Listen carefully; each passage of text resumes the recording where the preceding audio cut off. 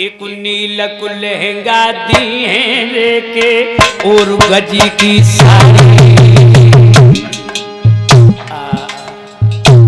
कहने लगी नील का लहंगा गजी की साड़ी ओढ़ ले। ये छज्जा पे कौआ जो काव काव की आवाज दे रहे हैं, ये आवाज हमें सुनाई नहीं चाहिए।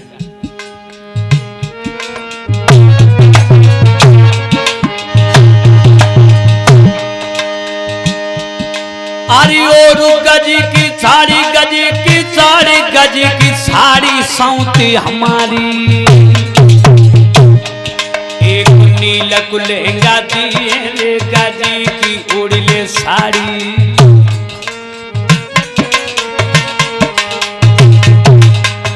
और क्या बोली, दूसरे किसी खाली घर में छाती रखवा दी जाएगी। क्या बात है, दूसरे किसी खाली घर में छाती रखवा दी जाएगी। अरे पीसा करे और खाया करके एक सिर क्यों पाएगी।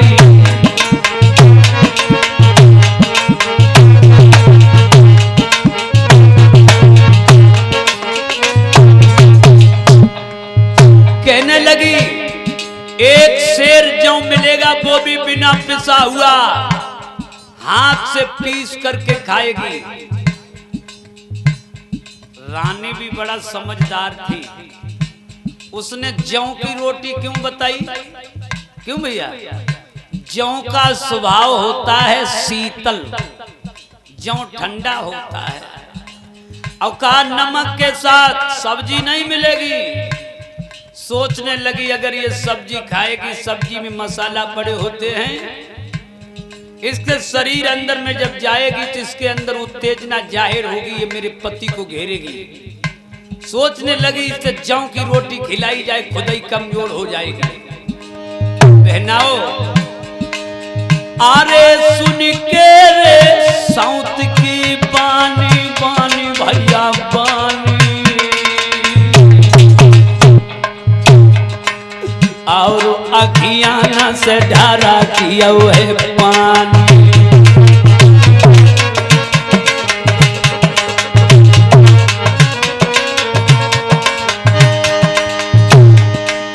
आरे सुन के हरे साउथ की बानी बानी गजब हुई बानी। अरे अखियाना से ढारा किया पानी।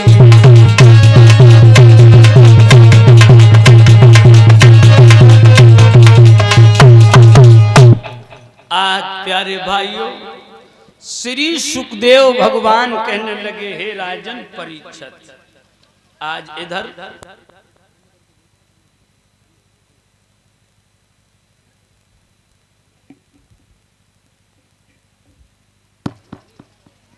खड़ी खड़ी रोने लगी है।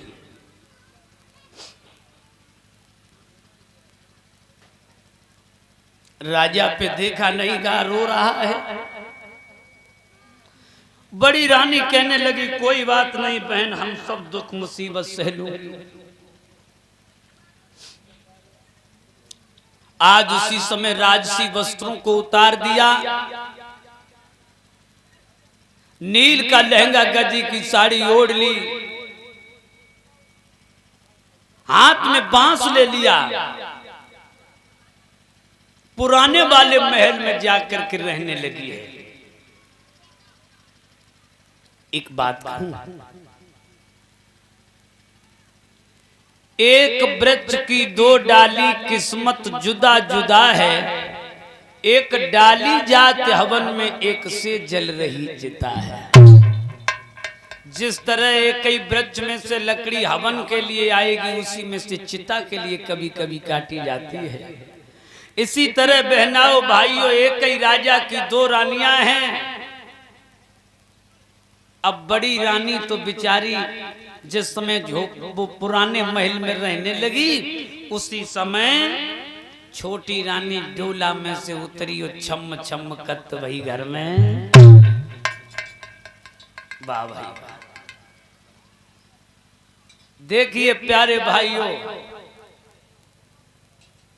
अब बेचारी एक गरीबिन अपना वही काम करने लगी है, एक महारानी बन के रहने लगी है।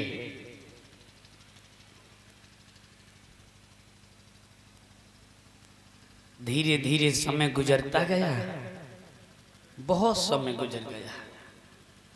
6 महीना हो गए। राजा सौंत के डर से अपनी बड़ी रानी के महल के किनारे से नहीं गुजरता है। एक दिन सोचने लगी, भला ऐसे जीने से क्या फायदा है।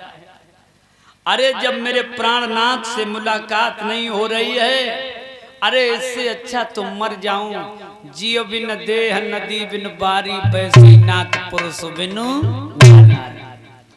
सोचने लगी जब हमारे प्राणों के नाथ प्राणनाथ और जब प्राण के रखवाले से मुलाकात नहीं हो रही है तो इससे अच्छा मर जाऊं। आज बहना एक दिन आधी रात रहे, बेचारी अटा से उतर आई, जंगल में जाने लगी है। एक बात कहूं, स्त्री जब जी भर के पहली बार जिससे प्रेम करती है तो मरते समय उसकी याद जरूर आ जाती है। अब मरने के लिए बहना वो चली है, अपने पिया की याद आ गई, रोने लगी है। बोली प्राणनाथ जा रही है, पिया मुझे माफ कर देना, दूल्हा मुझे माफ कर देना। मोई याद बलमा तेरी आई रही है, मैं तो जा रही हूँ।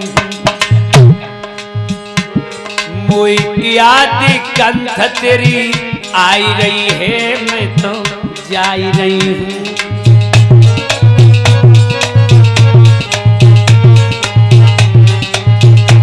मोई याद पति तेरी आई रही है, मैं तो जा रही हूँ। मोई याद पिया तेरी आई रही है, मैं तो जा रही हूँ। आज बहना अंधेरी रात में मरने के लिए जा रही है, कह रही पिया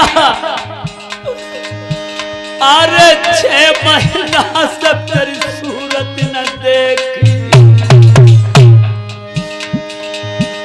अरे 6 महीना से पिया सूरत नहीं देखी। अब लागम के गोता खाई रही है, मैं तो जा रही हूँ।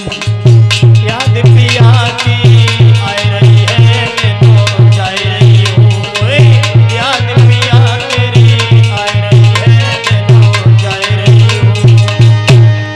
और क्या कहती जा रही, अरे अगलो जन्म जब पिया में धरूंगी,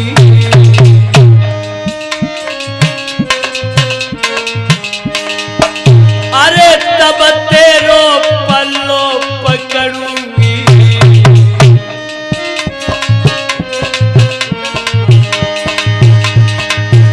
जाई आस में प्राण गमाई रही हूँ, मैं तो जा रही हूँ। तेरी याद सजन मोई आई रही है, मैं तो जा रही हूँ। तेरी याद पिया मोई आई रही है, मैं तो जा रही हूँ। तेरी याद पति मोई आई रही है, मैं तो जा रही हूँ। क्या कहती जा रही पिया, हे मेरे नाथ माफ कर दीजिए, हे मेरे बलम याद मत कीजिए। अरे हम मर जाए उधर मत कीजिए। तेरी दुल्हन प्राण गमाई रही है, मैं तो जा रही हूँ। मोई याद पिया तेरी आई रही है, मैं तो जा रही हूँ। मोई याद पलम तेरी आई रही है, मैं तो जा रही हूँ। आज भाइयों रोती हुई अंधेरी रात में माताओं बियाबान जंगल में पहुंची है। जिस समय जंगल में पहुंची, अकस्मात ब्रह्मा पुत्र नारद का पदार्पण हो गया। ब्रह्मा पुत्र नारद कहने लगे, बेटी इस बियाबान जंगल में क्यों जा रही है। आज उसी समय